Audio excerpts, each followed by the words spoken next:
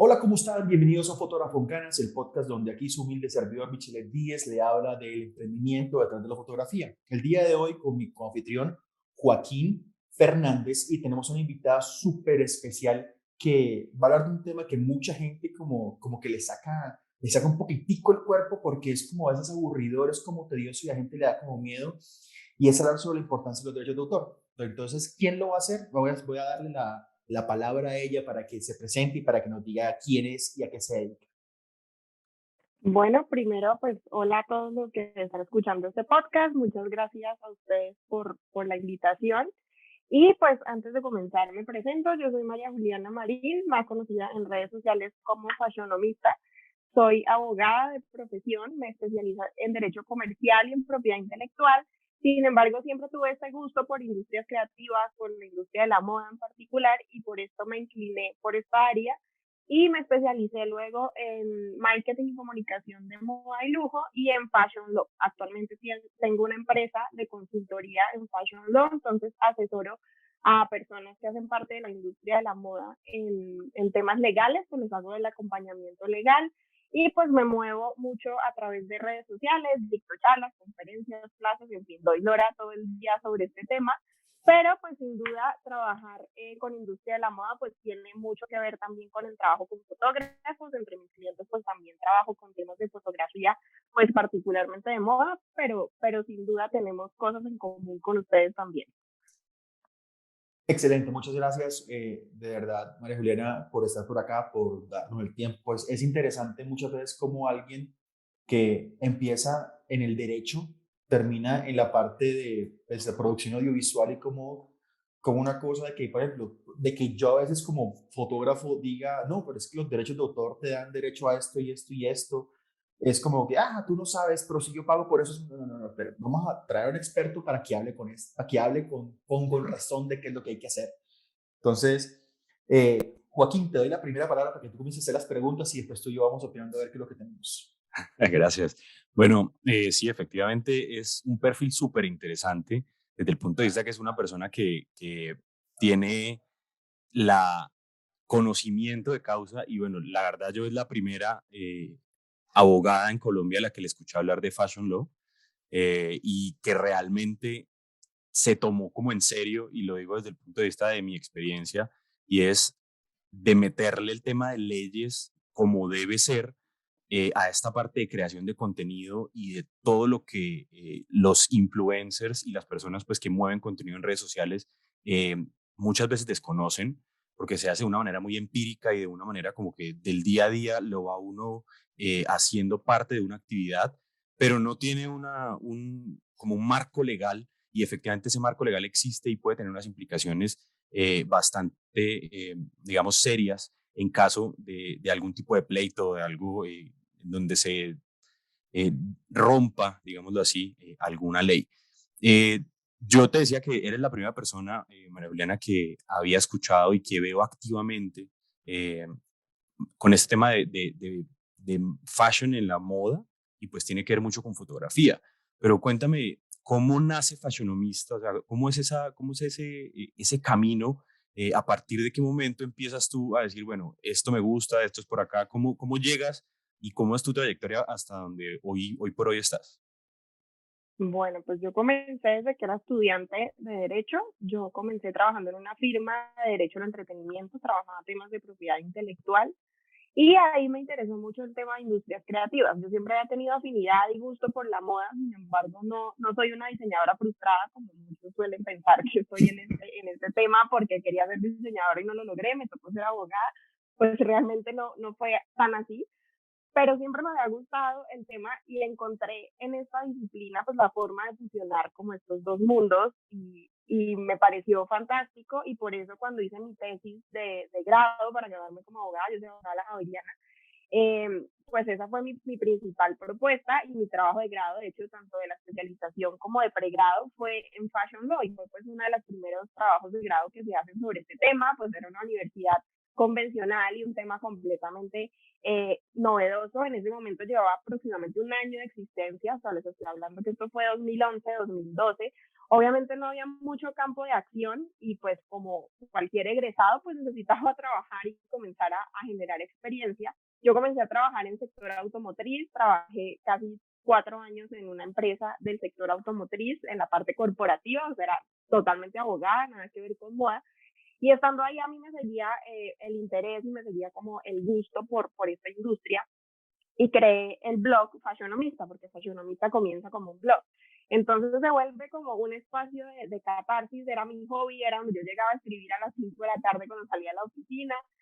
Ya existían algunos blogs, pero eran de Estados Unidos, entonces era contenido completamente en inglés, entonces yo quise como comenzar a traerlo en español, a aterrizar casos acá en Colombia, a revisar como el tema como blogger, pero obviamente era una abogada queriendo ser blogger de moda, entonces pues era como una locura comenzar a hacerlo. Sin embargo, pues a pesar de eso tuvo muy buena recepción. Yo comencé ya a asistir como blogger a ferias de moda, a las bloggers les comienzan a abrir ya el espacio como prensa para cubrir eventos, entonces ya comienza como todo este boom antes de las influencers. Entonces, como blogger, pues a mí me comienzan a acreditar para cubrir ferias de moda, entonces comienzo a incursionar un poco como periodista en este medio, pero pues siempre con mi mirada del punto de vista legal. Yo ahí seguía trabajando corporativo, seguía súper cuadriculada, súper abogada, y decidí un día comenzar ya y decir, no, no voy a seguir más acá, yo tengo que hacer algo para materializar mi sueño y creo que eso es algo que yo siempre digo en todas mis charlas o cada vez que me hacen una entrevista y es pues arriesgarse, o sea, muchas veces nos da miedo como tomar ese primer paso y decir, o tomar la decisión de hacer a un lado como el deber ser o lo que convencionalmente nos están diciendo que tenemos que hacer porque escogimos X o Y profesión, pero al final pues las posibilidades son muchísimas. Entonces, estando en este como crisis de los antes 30, antes de los 30, me dio esta pequeña crisis y decido irme del país a estudiar. Me fui a estudiar en principio marketing y comunicación de moda, porque yo dije, pues tengo que saber de marketing, tengo que aprender mercadeo, me llamaba la atención y me fui. Y estando allá, pues como por cosas del destino, se abre la primera edición de el máster de Fashion Law, que fue el que hice en Madrid, España. Y pues después de esto, pues obviamente cuando llegué allá era mi nave nodriza y ahí decidí que a eso me quería dedicar el resto de mi vida. Cuando llegué a Colombia, pues seguían sin haber oportunidades laborales en ese campo y pues dije, pues voy a volver lo que era mi blog en mi empresa. Y a partir de ese momento, pues Fashionomista se volvió mi empresa de consultoría y desde ahí hasta hoy pues no he parado de trabajar en eso y de dedicarle todo mi tiempo y todo mi esfuerzo y todo mi amor a este proyecto y pues siento que eso poco a poco se ha ido viendo reflejado en los resultados. Qué genial. A mí me gusta mucho esa parte que tú cuentas de que no hay que tener miedo y todas esas cosas y que tú dices, no, que la crisis de los 30, yo pongo a pensar, yo a los 34 fue comencé, decidí ser fotógrafo, o sea, a los 30, o sea, yo ya, y yo también, igual que tú, trabajo de oficina, o sea, súper en una multinacional, tenía buen sueldo, era fácil, toda la cosa, y cómo decidí dar ese cambio, eso me parece súper cool, súper cool. Y bacano como esto de algo como que el fashion law, o sea, la ley, o sea, el derecho de la moda, o sea, la ley de la moda, es como algo que puede ser una carrera y es súper interesante porque uno no visualiza de que, hombre, ¿qué puede pasar ahí? Pero me imagino que si hubo espacio para que te vieran, para que la gente leyera tu blog y hubo espacio para que te comenzaran a considerar prensa y hubo espacio para que tú dijeras, hombre, esto lo puedo estudiar y dijiste, esto va, es porque es algo que necesita una demanda. Es como, yo creo que hay muchas cosas relacionadas a la parte de la fotografía y a lo que vamos a ir más adelante con esto de derechos de autor y pues derechos comerciales y derechos de explotación y todas las cosas que mucha gente pues no entiende, o sea, y a veces pecan por inocente, pero como se dice en el derecho, y corrígeme si me equivoco, el ser ignorante de la ley no te exime de ella, es decir, o sea, la ley está ahí, que no sabías, pues qué pena contigo, pero tenga para que lleve ella, o sea, entonces es como eso, muy, muy, muy bueno esa parte, esa historia que cuentas, esa parte que cuentas, porque es bacano conocer de que no hay limitantes en la edad para el momento de que hacer lo que uno quiere y no hay, y no hay nada de malo en dejar el trabajo tradicional. O sea, creo que aquí los tres lo hemos hecho, a los tres lo hicimos y creo que estamos bien, los tres estamos contentos, que es como lo importante. Entonces, creo que eso es como lo que me parece a mí bacano de esto. Mira que tú mencionabas ahorita algo que me llama mucho la atención y es, bueno, tú vas, inicialmente nace como una pasión, o sea, como que es lo que a mí me gusta y nace como un proyecto, como un blog, paralelo a tu trabajo de hasta las 5 de la tarde, y luego te vas y te formas y decides regresar a Colombia y te das cuenta que es un océano azul, o sea, no hay nada, no hay referentes, no hay formaciones, ¿no? O cosas muy nacientes, ¿no? Porque tú mencionabas que llevaba ese tema de fashion, lo llevaba un año o algo así, o sea, era un proceso realmente naciente y casi que eso te obliga a salir de la zona en la que estabas y empezar a decir, bueno, ¿por dónde arranco? Y a darle como forma a estos montón de aristas que realmente ya tú habiendo estudiado sabes lo que implica el derecho en moda. Genial. Así es. Yo quiero hacer la pregunta siguiente, es como que, o sea, vamos a decir de una forma como que muy básica, es, ¿qué son los derechos de autor? O sea, ¿y cuáles son los conceptos más básicos que cualquier persona que crea contenido debe tener claro? Es decir, o sea, no tengo ni idea de toda esta vaina de ser creador de contenido, ¿qué es lo básico que todos debemos saber sobre los derechos de autor? Bueno, derechos de autor, en primer lugar, es una de las ramas de la propiedad intelectual. La propiedad intelectual se divide en tres grandes ramas. Una es innovación y desarrollo, donde vamos a encontrar el tema de patentes. Otro es propiedad industrial, donde vamos a encontrar diseños industriales, marcas, secretos empresariales. Y por otro lado está el derecho de autor. El derecho de autor, por regla general, lo que protege son las obras originales creadas por el intelecto humano. ¿Por qué hace énfasis en el intelecto humano? Porque seguramente ustedes ya han visto todo este fenómeno y toda esta locura con la inteligencia artificial y que a través de la inteligencia artificial pues están tomando fotos, están creando obras artísticas, están escribiendo libros, están creando obras que por teoría serían protegibles por el derecho a autor. Sin embargo, por no ser creadas por personas humanas, pues no caben dentro de esta categoría. Entonces, lo principal es que sean creaciones del intelecto humano y ya ahí entramos a una cantidad de categorías de obras literarias y obras artísticas. La fotografía entraría a ser una de las obras artísticas protegibles por el derecho de autor. Y en temas del entorno digital sucede mucho que las personas creen que todo lo que está en Internet es de uso público, que todas las fotos, todos los textos, todas las ilustraciones, todo lo que encontramos en Internet porque a alguien se le ocurrió ponerlo ahí, porque alguien lo subió, es que automáticamente está dando la autorización para que los demás la usen y pues no hay ningún límite con esto. Desafortunadamente lamento informarles que no es así, que todo lo que está en Internet no siempre tiene una licencia detrás, no tiene una autorización detrás. Entonces el primer paso para crear contenido o para trabajar en entornos digitales siento que es buscar siempre ese punto diferenciador y tratar siempre, pues si te haces llamar creador de contenido, pues haz tu propio contenido, crea contenido original. Entonces, creo que ese es el primer aprendizaje en temas digitales, en temas de redes sociales, porque pues si yo me encargo de tomar mis propias fotos, de escribir mis propios copies, de hacer mis propias stories, de hacer mis reels, hacer mis TikToks, hacer todo mi contenido, pues a partir de mi creatividad, pues seguramente no voy a tener ningún tipo de problema legal porque estoy creando contenido desde cero y estoy creando contenido completamente original. En el momento en el que yo tomo imágenes prestadas o tomo textos o me apego mucho a una referencia que tengo, pues ahí yo puedo llegar a infringir derechos de autor.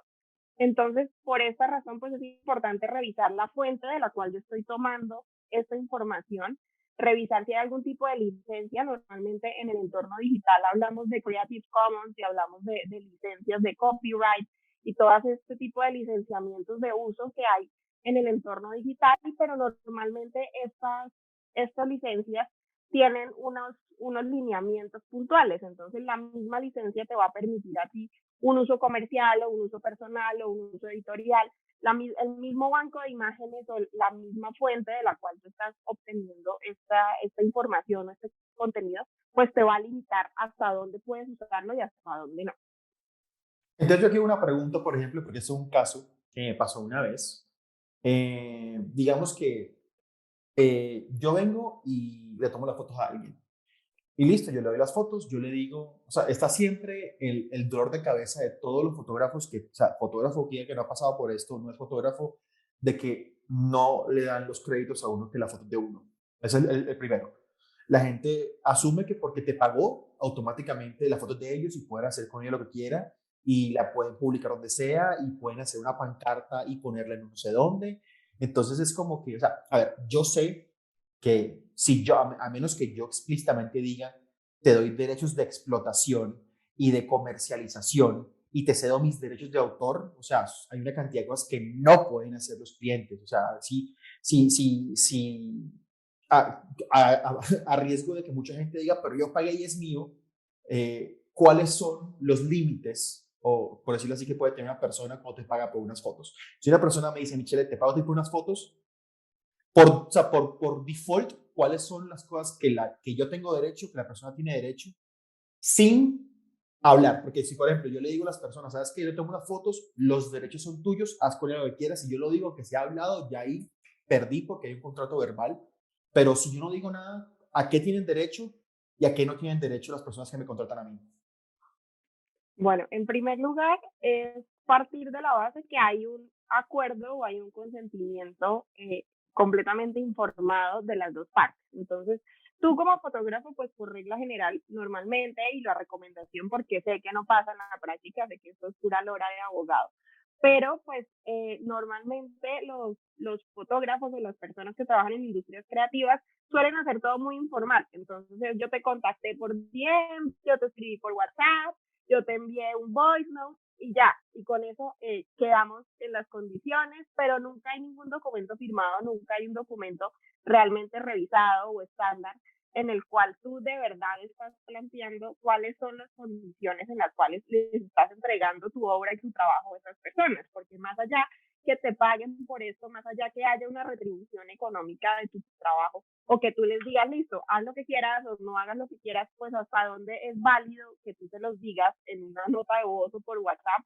o que tú hagas realmente pues un documento formal diciendo estas condiciones. Entonces creo que lo primero es perderle el miedo como a estos disclaimers y a los contratos y a estos acuerdos, porque muchas personas dicen como, ay no, es que no me va a contratar porque yo le entrego un contrato, o si yo le digo que tiene que firmar esto, entonces ya voy a perder credibilidad, o a la gente pues le da como mucha miedo firmar este tipo de documentos, pero más adelante cuando tienen un problema porque ves tu foto en una valla que tú no autorizaste o porque están utilizando algo que tú no diste permiso para hacer, pues ahí es cuando dicen, ay, yo hubiera firmado, ay, yo le hubiera dicho tal cosa. Entonces, en la primer límite siempre va a ser el mismo acuerdo al cual lleguen las partes. Entonces, que las dos partes pues tengan claro que están pactando. Por otro lado, hay dos tipos de derechos dentro del derecho a autor. Uno es el derecho moral, que es este derecho de reivindicar la paternidad de la obra. Eso se quiere decir en español porque a los abogados les encanta complicar todo. Resulta que esto en español quiere decir que si tú como fotógrafo quieres decir, esta obra me pertenece, esta fotografía es mía, pues tú tienes el derecho de reclamar que te den el crédito, de reclamar que pongan que esta foto la tomó Joaquín Fernández o esta foto la tomó Pepito Pérez, o sea, que esto realmente pues tiene tus créditos y tú vas a ser siempre quien tiene los derechos de autor morales sobre la obra. Esto no se puede ceder, esto no se puede licenciar, así tú firmes un contrato millonario, así sea el cliente que sea, tú esta parte no la puedes ceder, o sea, esto no es negociable. Lo que tú negocias son los conocidos derechos patrimoniales, que es otro de los derechos de autor, o sea, otra de las categorías del derecho de autor, son los derechos patrimoniales. Dentro de los derechos patrimoniales es donde se encuentra la famosa explotación económica de la obra. Entonces ahí es donde está el derecho de reproducción, el derecho de comunicación pública, todos estos derechos que tú sí puedes negociar. Entonces tú seguramente en un contrato de licencia o de cesión de derechos de autor, tú vas a dar esa autorización para que exploten la obra. Entonces la autorización es sobre los derechos patrimoniales, no sobre los morales. Entonces, por regla general, si la obra es protegible por el derecho de autor, si la obra cumple como con los estándares, en este caso pues la fotografía cumple con los estándares para ser protegible, ya pues tú tienes el derecho y así negocies, así te compren el paquete de fotografía, así tú vendas u ofrezcas X o Y servicio, ese derecho siempre va a ser tuyo y ese derecho va a ser tuyo mientras tú vivas y 80 años después de tu muerte. O sea, no es algo que se acaba porque se quemó la fotografía, porque se me quemó el computador, entonces la fotografía ya no existe. Realmente es algo que tú siempre vas a tener sobre la obra. Entonces, es importante que esto lo tengan presente, pero siempre y cuando pues la obra sea protegible, porque digamos en el caso de fotografía hay ciertos tipos de fotografía que no son protegibles por derechos de autor, cuando son fotos automáticas como las fotos del pasaporte o fotos que no se consideran originales o que no tienen un mérito artístico, pues no entrarían dentro de la categoría de protección por el derecho de autor. Entonces ahí habría que mirar si cabe o no cabe ese tipo de protección y ahí se aplicaría pues toda esta lora que les estoy diciendo. Más una pregunta. Cuando tú hablas, bueno, que estos derechos de explotación son cedibles, tú que eres abogada y lees la letra menuda, cuando uno sube una foto a Instagram, uno, cuando acepta esos términos y condiciones, en algún lado hay que uno cede el derecho de, no sé, o publicación o algo a esa red social. No. Efectivamente, los términos y condiciones en redes sociales son un rollazo porque la gente no las lee. Y me incluyo entre la gente que no las lee, porque aunque yo suelo trabajar con contratos y me tocó leérmelas mucho después por mi trabajo, pero normalmente uno cuando abre una de estas plataformas o cuando uno abre una red social, uno siempre skipea los términos y condiciones y uno solo quiere ya tener su cuenta y comenzar a utilizarla y uno jamás lee los términos y condiciones.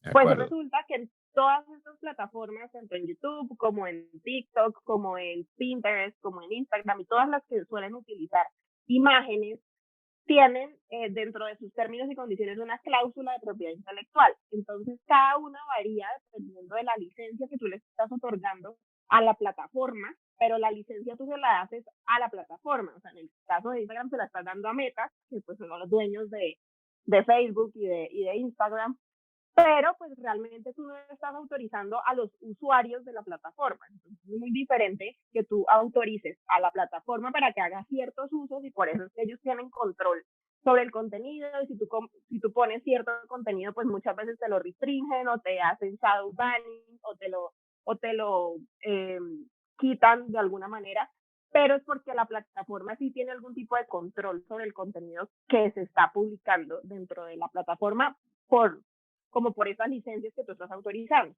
Pero esto no quiere decir que los usuarios, por el hecho que tú subas tu trabajo a redes o tú subas tus fotografías, pues las personas puedan hacer uso libre e indiscriminado de estas imágenes. Eso sucede mucho, digamos, con Pinterest, que las personas suelen sacar imágenes de Pinterest y las usan en sus catálogos y las incluyen en sus books porque dicen, pero yo la saqué de Pinterest, pero ¿qué pasa? O yo la pongo en mi página web para comercializar algo, pero pues no pasa nada, yo la saqué fue de Pinterest y pues estaba ahí, o sea, eso no le pertenece a nadie. Pues resulta que sí le pertenece a alguien, a menos que la saques de un banco de imágenes o que tengas autorización de esa persona o haya algún tipo de licencia por medio, pues no puedes hacerlo para uso comercial. Ya otro rollo es uso privado, personal, bueno, pero Yo quiero siempre hacer, para uso comercial hay que ser cuidadosos.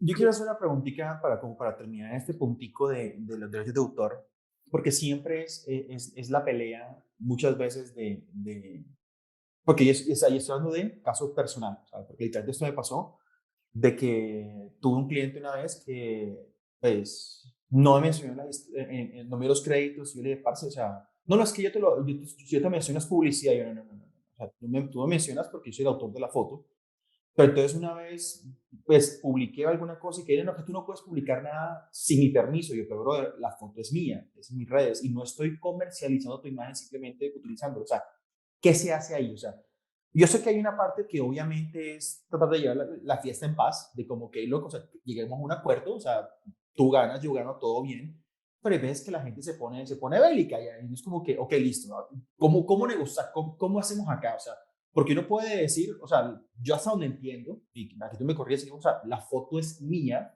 yo puedo publicarla donde yo quiera, lo que yo no puedo hacer es comercializar esa foto sin un release hecho por la persona. El release es una forma, pues, como de autorización de uso de la imagen, ¿verdad?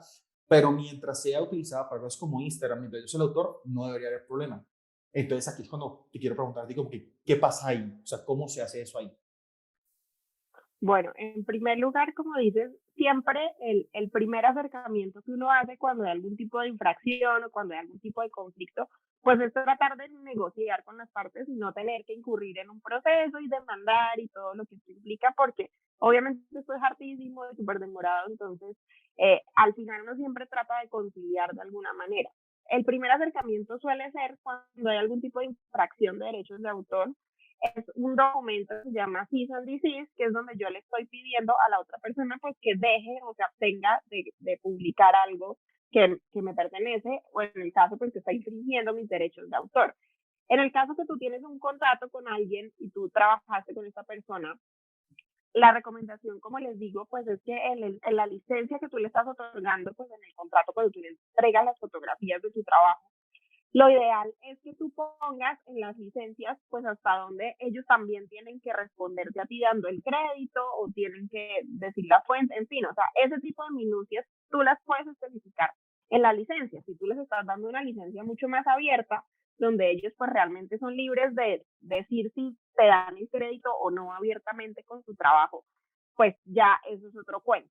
Pero pues eso no quiere decir que tú no tengas los derechos sobre la fotografía. Lo que tú mencionas es completamente cierto y es que el uso comercial, y es muy diferente cuando yo lo publico porque es mi trabajo y yo estoy compartiendo como referencia para que las otras personas conozcan lo que yo hago, para que las otras personas sepan yo con qué trabajé, pues eso tú lo puedes hacer perfectamente porque al final tú tienes la paternidad sobre tu obra y tú tienes ese derecho moral sobre tu obra fotográfica. Sin embargo, es importante que tengan en cuenta que cuando hay alguna imagen de una persona, cuando estoy fotografiando personas, sin importar si son personas que se dedican profesionalmente a explotar su imagen, si son influencers, si son modelos profesionales, si son personas que viven de explotar su imagen de alguna manera, tengo que respetar también los derechos de imagen de esa persona. Entonces ahí pues ya entra otro rollo que es hasta dónde yo puedo utilizar esa imagen porque está apareciendo otra persona.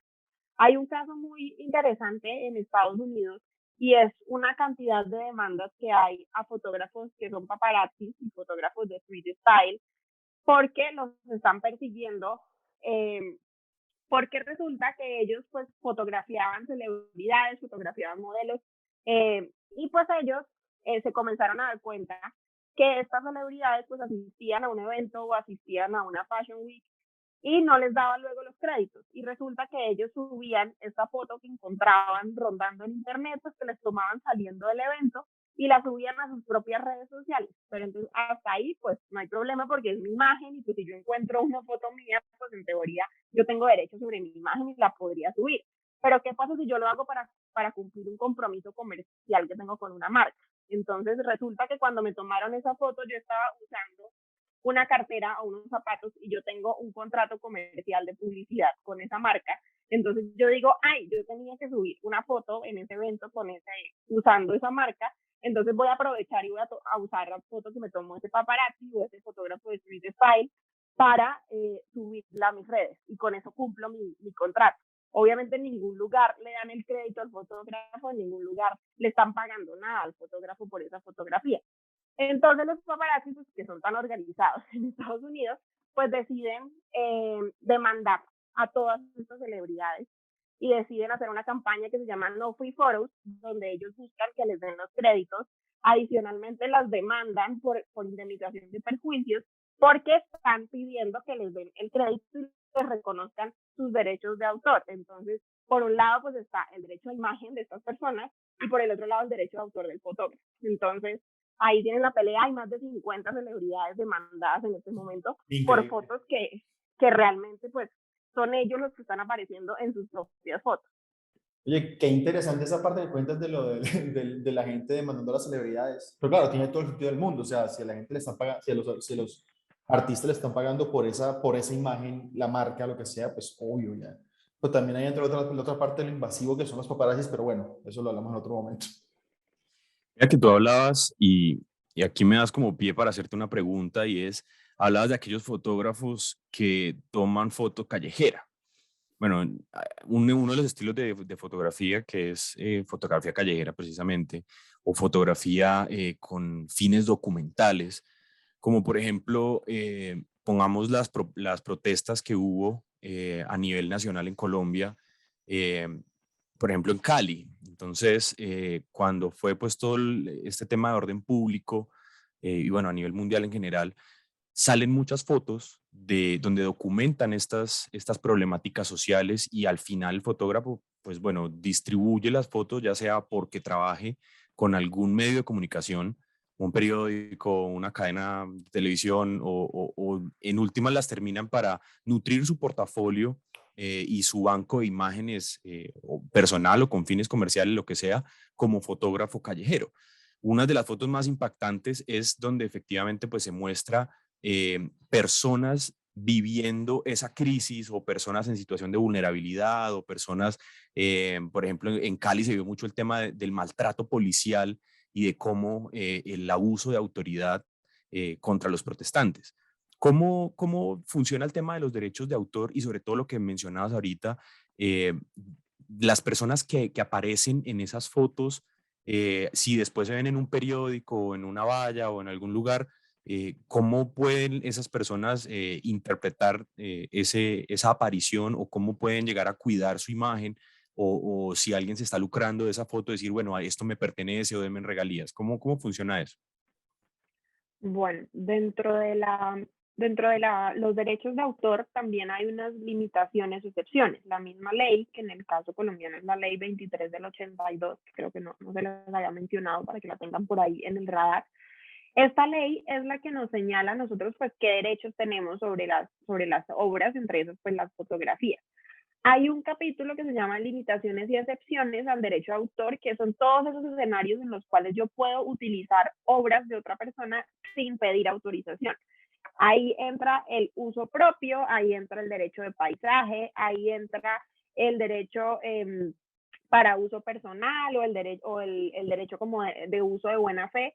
Y entre esos, pues también vamos a encontrar el uso de fotografías cuando es para fines catedráticos o para fines de conferencias. Digamos, si yo en una charla mía incluyo en las diapositivas unas fotografías de unos modelos para hablar de X o Y caso o de una marca, pues esas fotografías yo no tengo que ir a buscar a la marca o al diseñador o a la modelo para decir, oye, es que voy a dar una charla el viernes, ¿será que tú me autorizas para incluirlas en la presentación? Pues realmente yo no tengo que hacer eso.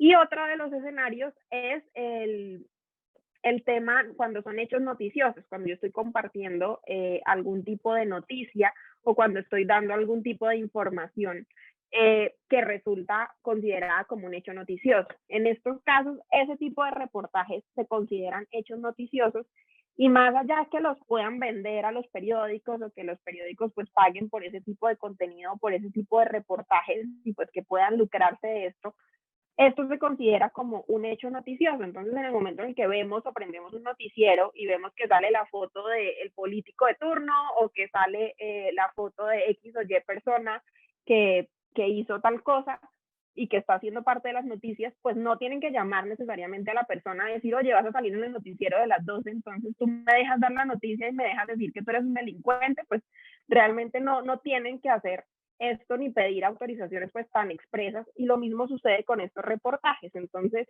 ahí ya habría que ver hasta dónde estas imágenes pues están afectando de alguna manera el buen nombre de estas personas, hasta dónde afecta la reputación, qué pasa si son menores de edad, qué pasa si yo estoy mostrando una imagen pues que es completamente amarillista y que pues está sacada completamente de contexto, o estoy diciendo que esta persona hizo X o Y cosa y la estoy acusando en medios de comunicación, pues ahí ya es otro tema y ahí yo puedo hablar de difamación, puedo hablar de injuria, de calumnia, o sea, ya puedo hablar de otro tipo de problemáticas que afectan el buen nombre y que afectan pues la reputación de la persona.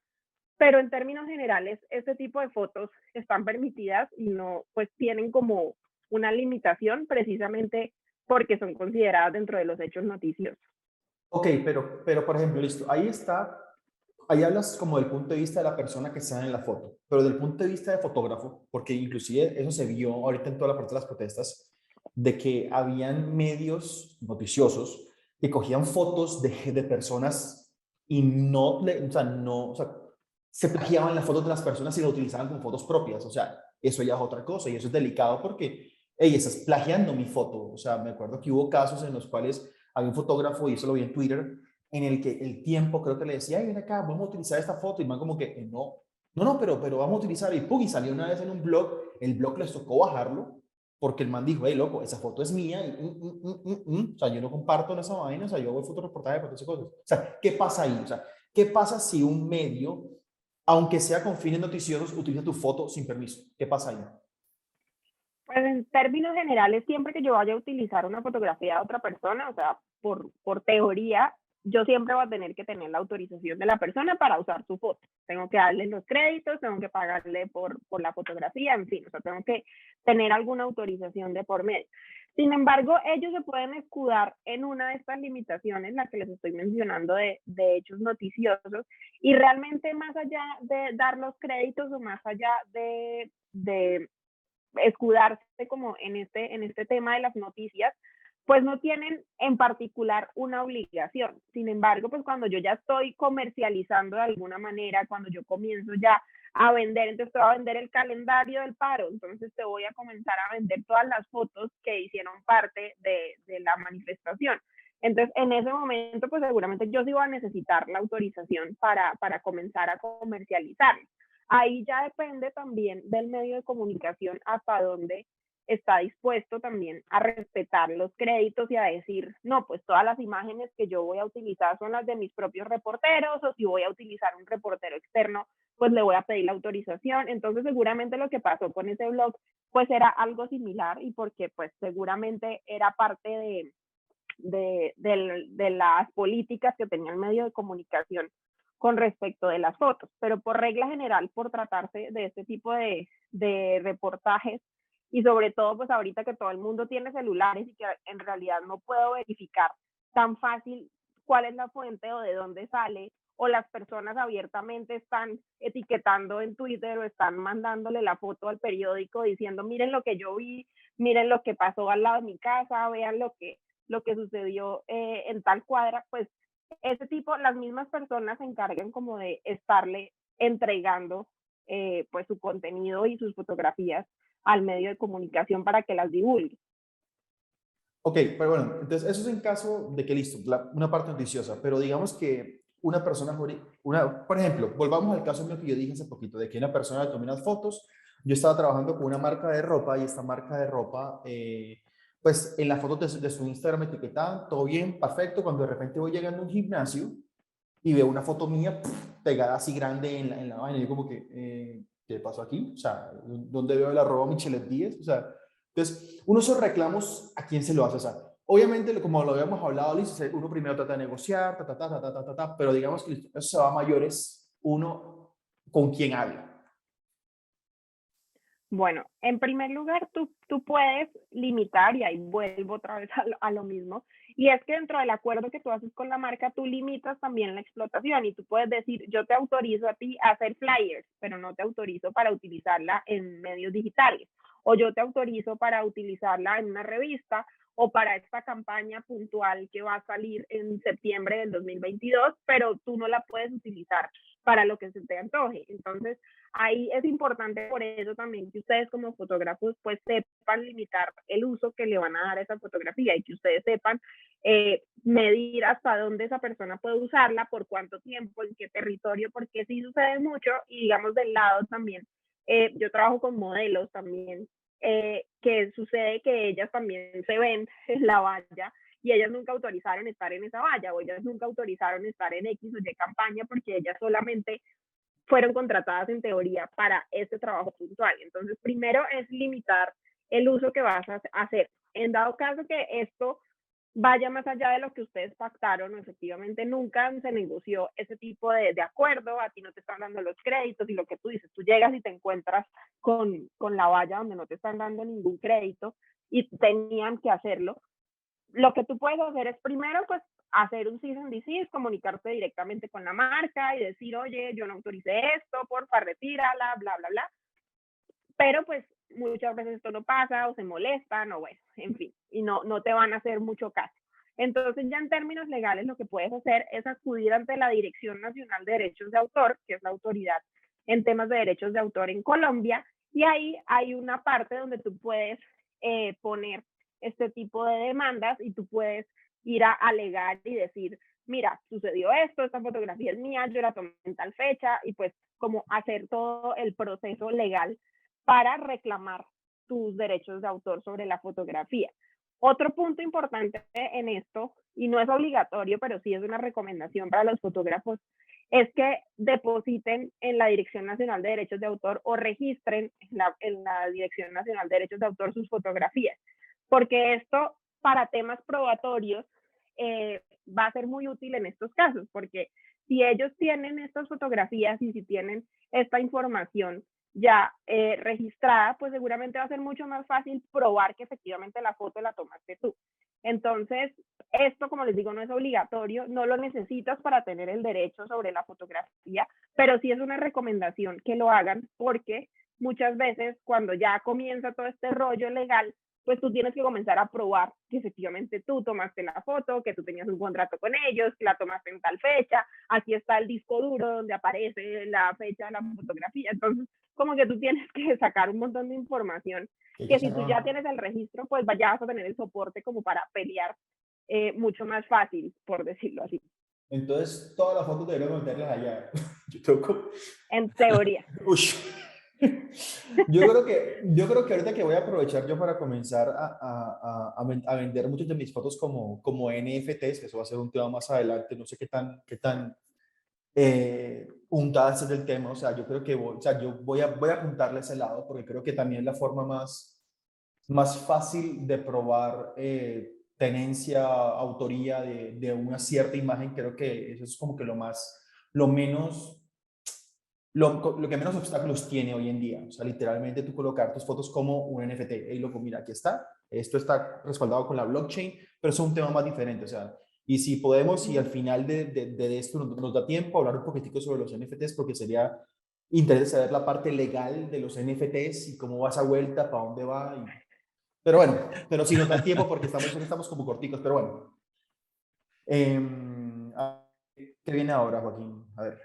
Bueno, yo quería hacerte una pregunta y es, ahorita se me viene a la cabeza que con este tema de que la fotografía ahora solo tiene un respaldo digital, digamos que antes tenías tú el respaldo físico de que tú tenías que hacer el proceso químico, de arreglar el rollo y demás, y realmente puedes decir, mira, esta es mi foto. Digitalmente, este tipo de material está sujeto a muchas modificaciones. Entonces, por ejemplo, una persona podría fácilmente meterla en Photoshop, le cambia algunos elementos, o le quita el fondo, le pone una montaña o lo que sea. ¿Esto cambia a hacer otra fotografía o cómo cabe ese tipo de modificaciones de la fotografía frente a un proceso de derechos de autor? Bueno, dentro de los derechos morales, como les mencioné, los que tienen ustedes como fotógrafos y que no son negociables y bueno, todo esto, dentro de ese tipo de derechos yo tengo un derecho que es el de la no mutilación o que no alteren la obra original. Entonces, yo tengo como el derecho a reclamar que no editen la foto o que no la alteren de cierta forma porque están al final alterando pues la obra artística y pues todo mi esfuerzo como fotógrafo pues seguramente se va a ver súper afectado si yo lo paso por 50 filtros y yo le pongo Los filtros de una Instagram. montaña encima, pues seguramente, bueno, aquí seguro ustedes me acribillan por mis ediciones fotográficas, no entren a mi Instagram, gracias. No, eso nada, pero cuando cogen una foto de uno y le pasan como 500.000 filtros y las pieles parecen estucadas, no es como que por Dios, no me etiquetes, te regalo la foto, todo bien. Pero bueno, Cedido. pero bueno, perdón.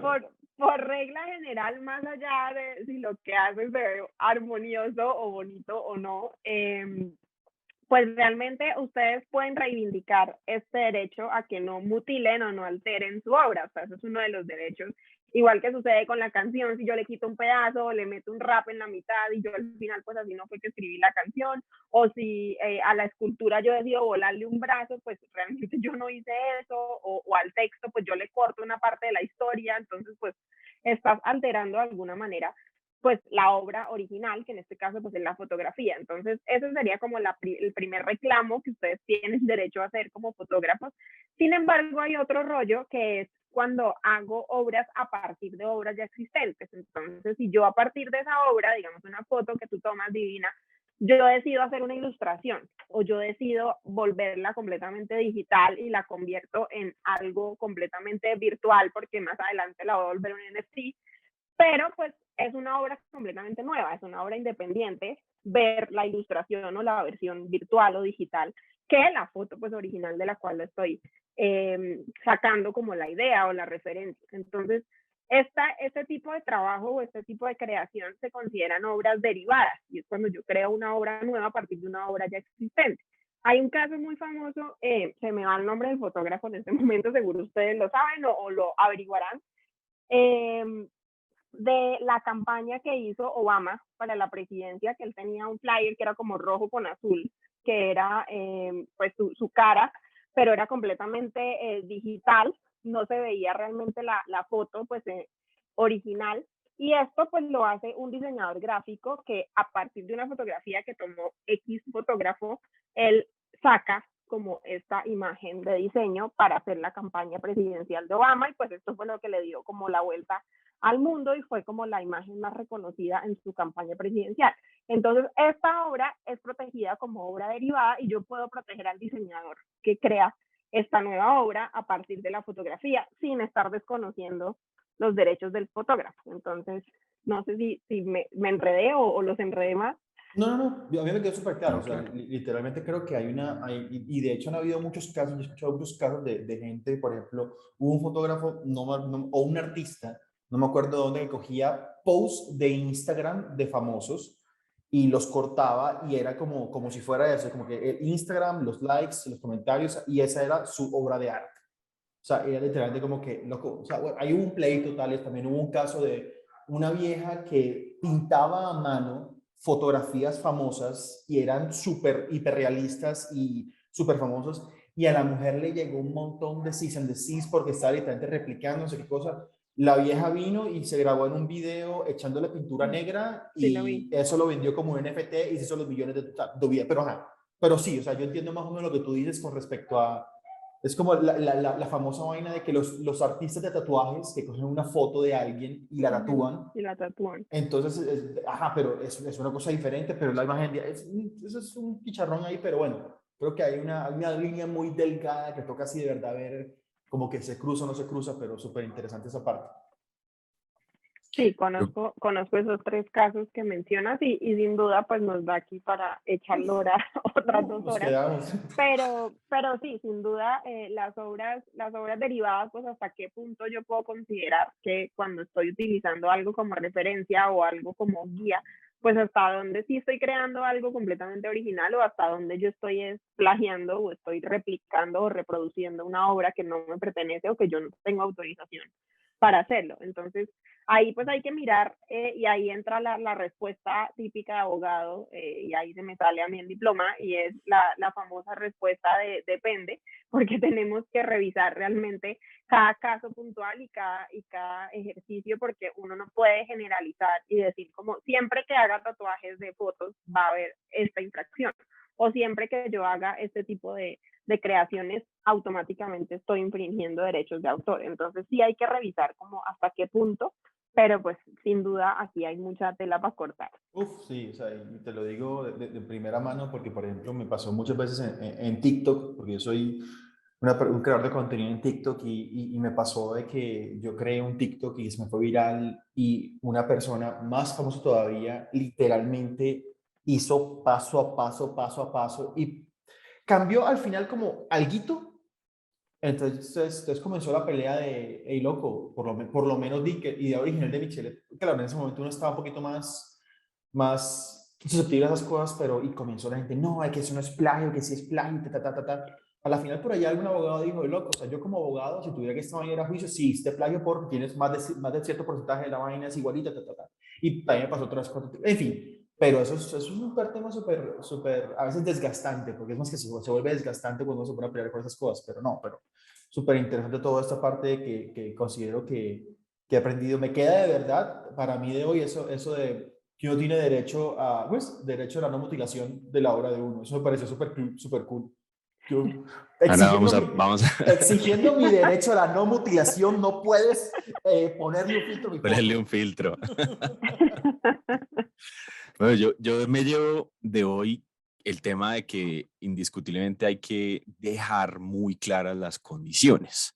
O sea, que uno como fotógrafo, como prestador de un servicio, cuando uno va a trabajar con un cliente, todos deberíamos tener al menos una hojita en carta con algo que llamáramos acuerdo entre partes o contrato, lo que sea, que uno le dedique una tarde a uno sacar un documento y uno proteger las imágenes que uno vaya a crear o que vayan a salir de ese acuerdo y pues de esas sesiones. Si tú tuvieras, Majo, que decir unos puntos, ¿cuáles son esos puntos claves o puntos mínimos que debería tener? No lo llamemos contrato, llamémoslo, no sé, acuerdo o propuesta, que dentro de un documento que uno le pase a un cliente, si tú tuvieras que escoger unos puntos mínimos y le dijeras a un fotógrafo, mira, al menos incluye esto, que con esto ya estás bien, ¿qué recomendarías? Bueno, primero que definan si se trata de una licencia de uso, porque las licencias de uso son para como su nombre lo dice, pues son para un uso muy particular, para un uso específico, es decir, cuando hacen una campaña publicitaria, por ejemplo, ustedes hacen una licencia de uso para esta campaña, para este propósito en particular. Y otra cosa diferente es cuando hacen una cesión de derechos, pues que es mucho más amplia y donde le están dando mucho más flexibilidad a la otra persona para hacer o deshacer con su obra. Entonces, es importante primero que dejen claro qué tipo de autorización están dando. Además, es importante que señalen para qué uso específico, que ya se los había mencionado, para qué la van a utilizar. Entonces, que ustedes definan como autores de la obra, que ustedes definan cuál va a ser el uso que se le va a dar. Entonces, si va a ser para uso publicitario, si va a ser para uso digital, si va a ser para una campaña, para una revista, para un video, en fin, o sea, que ustedes definan cuál va a ser el uso y pues entre más limitado esté, pues seguramente menos problemas van a tener porque pues ya todo está ahí respaldado. Adicional es importante seleccionar si van a tener la posibilidad de reproducirlo en medios digitales, porque ahí ya se comienza a complicar la cosa pues con el uso de redes y hasta dónde pues yo puedo compartirlo en redes o no, o hasta dónde yo puedo hacer un video de YouTube con todas estas fotos, o hasta dónde yo puedo crear contenido a partir de estas imágenes. Entonces, es importante que ustedes señalen también el uso digital que se va a hacer o el uso en redes sociales que se va a hacer. Y otro punto importante que lo tocamos muy por encima es el tema del derecho de imagen. Entonces, si va a aparecer otra persona en la fotografía, en el caso de fotos de retratos o fotos a modelos, como les digo, no importa si son personas que se dedican profesionalmente a esto o no, al final si aparece otra persona, esa persona tiene que dar el consentimiento y esa persona tiene que dar la autorización expresa para hacer parte de esa campaña publicitaria o para hacer parte de estas fotografías. Entonces, es importante siempre tener el consentimiento. Aquí entra otro temita y es que la imagen de las personas es parte de sus datos personales. Entonces, a esto también le aplica el tratamiento de datos personales. Entonces, no es solamente la firma, la fecha, el correo electrónico, el teléfono, sino también mi foto o mi imagen también es parte de mis datos personales. Entonces, tengo que tratarlo como esto y tengo que tener esto en cuenta cuando yo incluya imágenes de personas.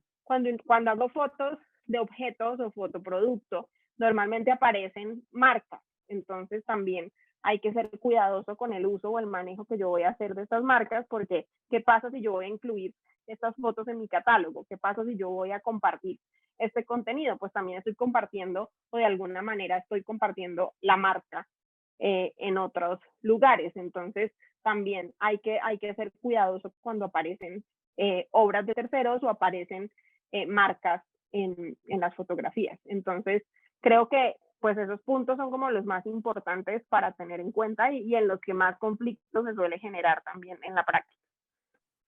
Súper bueno, súper bueno.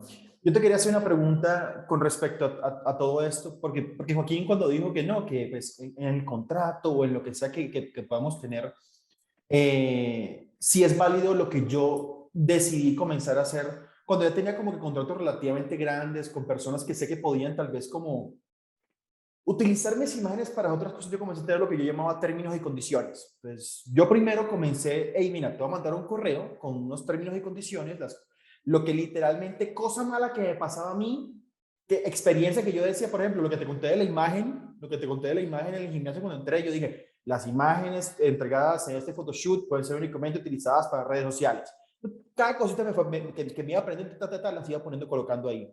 Entonces, hey, te voy a mandar un correo con ese, por favor, léelo y dime que estás de acuerdo con todo lo que hay ahí. O sea, entonces mandaba el correo, no, sí, de acuerdo, me respondía el correo, no, sí, de acuerdo. O sea, eso tiene un peso legal o no, o lo que yo también comencé a hacer después, que era, cogí una llamada de Zoom y la grababa, leíamos las cosas y la persona decía, sí, estoy de acuerdo, también tiene un peso legal, no tiene un peso legal, tiene que ser firmado, cuéntanos un poquitico más sobre eso y ya cuando terminamos el día de hoy, diría yo.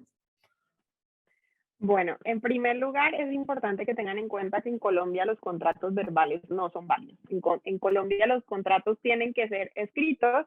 Para temas probatorios, ya pues el derecho procesal se ha abierto un poquito y digamos ya permite adjuntar, no sé, un pantallazo de WhatsApp, la conversación de Instagram, el correo electrónico, o sea, ya eso sirven como medios probatorios, o sea, para probar efectivamente que esa persona, pues digamos en este caso, sí aceptó o esa persona sí estaba informada de lo que yo les estaba ofreciendo o esa persona sí sabía en qué se estaba metiendo, pues hasta ese punto yo puedo adjuntar el Zoom como evidencia, yo puedo adjuntar el correo electrónico como evidencia, el WhatsApp como evidencia, pero para temas contractuales, sí la recomendación es que lo hagan por escrito y que haya un consentimiento, es decir, que la otra persona te lo haga llegar firmado, o sea, que tú hagas así sea, como dijo Joaco, en una sola página, un documento básico, pero que siempre la otra persona te está dando el consentimiento, más allá de si lo leyó, si no lo leyó, si lo entendió, si no lo entendió, pues lo ideal obviamente es que esto esté en los términos que las dos personas lo entiendan, con cláusulas que sean completamente claras para los dos, pero sí lo ideal es que haya la firma o el acuerdo de las dos partes y que la otra persona también se quede con su copia y la otra persona también sepa que firmó contigo. Entonces no es solamente que tú le digas como, ya me admitiste esto, me aceptaste esto, pero pues el otro no tiene ni idea al final qué fue lo que aceptó o no. Entonces eso también evita conflictos y evita problemas, porque en dado caso que llegue a pasar algo, pues tú le vuelves a enviar el documento y tú le muestras el PDF y le dices, mira, acá está tu firma, y yo te informé de esto, esto y esto, y aquí tú me estás incumpliendo este contrato. Entonces, yo no puedo alegar un incumplimiento de algo que no existe. Claro, Entonces, a invertir entonces en Adobe Sign, porque me parece de las mejores cosas que hay. Bueno, que puedes Sí, firmar, sí. va a tocar invertir en Adobe Sign entonces. Y en una abogadita, para que no Obviamente, tengas que no, fashionomista, créeme que yo hoy he dicho como que aquí ya hay algo, porque por ejemplo, porque yo me otra estoy, inversión. claro, porque por ejemplo, yo me estoy moviendo con modelos, aparte de mi fotografía, yo me dedico a dos líneas de trabajo, una es la fotografía fitness, ok, listo, pero la otra es fotografía de modelos webcam. Entonces, claro, o sea, hay unas cosas ya mucho más delicadas, hay líneas mucho más delgadas que uno tiene que tener claras. Por ejemplo, hay muchas, o sea, yo por default siempre les digo a las mujeres con las que trabajo, mis fotos, tus fotos no las voy a publicar, a menos que sí, solo si tú me das autorización y cada vez que voy a publicar una foto, literalmente te voy a decir, te pido autorización como que te mando por WhatsApp, mira, esta foto y esta foto la quiero publicar, ¿me das autorización? Sí, sí, o sea, todas las fotos mías, por lo menos un WhatsApp, o sea, un WhatsApp de autorizo a esta foto, hay, por lo menos. Entonces creo que es Muy una bien. cosa muy interesante. No, pero interesante. Regálanos tu información. ¿Dónde te contactan, por favor? Bueno, a mí me encuentran en todas las redes sociales como fashionomista, mi página es fashionomista.com y pues a través de todas mis redes también me pueden contactar, ahí encuentran mi correo, mi WhatsApp, toda mi información, entonces es muy fácil encontrarme en redes sociales. La información María Juliana. Juliana. María Juliana, casi. De María Juliana va a estar en la descripción del podcast. En la descripción del podcast va a estar. Esto creo que va a estar en un video largo, también va a estar abajo en la descripción del video. De verdad, María Juliana, muy interesante este podcast. Creo que es mucho valor el que le acabas de dar a la audiencia y muchísimas gracias por estar por acá. No sé si es alguna otra cosa más o lo que quieras decir, Joaquín, o vos. No, solamente agradecerle a María Juliana, la verdad que es un honor. Llevo ahí un rato convenciéndola, diciéndole, te invitamos, pero bueno, por fin aceptó. No, mentiras, Majo siempre ha tenido toda la disposición y para mí lo que te decía al principio, eres una súper referente y qué Claro. bueno que hayas podido darnos esta cátedra ahí cortica, que en medio de todo esto que mencionaste, intentamos como extraer lo que más pudimos. Pero creo que nos vamos con mucho contenido de valor. Muchísimas gracias, Muchas María gracias. Juliana. De verdad que los invito a todos a que vean y lean sus blogs. Su página de internet es súper interesante también. Y abierta a consultorías, abierta a todas las consultas que le quieran Legales. hacer. Bueno, pues, Claro muchísimas que sí, gracias. ¿no? Muchas gracias a ustedes, de verdad, por este espacio y sobre todo por aportarle todo esto a sus colegas fotógrafos, que siento que es algo que nos hace mucha falta y como dijimos al principio, pues que por desconocimiento muchas veces nos metemos en rollos que no queremos y pues la idea Así es que es. con esto aprendamos a evitar un poquito de esto. Quedas Michelle. invitada para el, perdón, Mitch, quedas invitada ya aquí de una vez te comprometo para cuando vayamos a hablar de NFTs. Uf, ese de NFTs es un Listo, tema listo. muy interesante. Es muy interesante ese tema, Es la verdad. otro rollo, Uf, es otro completamente. mundo. Bueno, Michelle Díez, Joaquín, aquí tiene un fotógrafo con canas, enseñándoles a no meterse en chicharrones. Muchísimas gracias a los que escucharon hasta por acá y nos vemos en una próxima emisión. Hasta luego.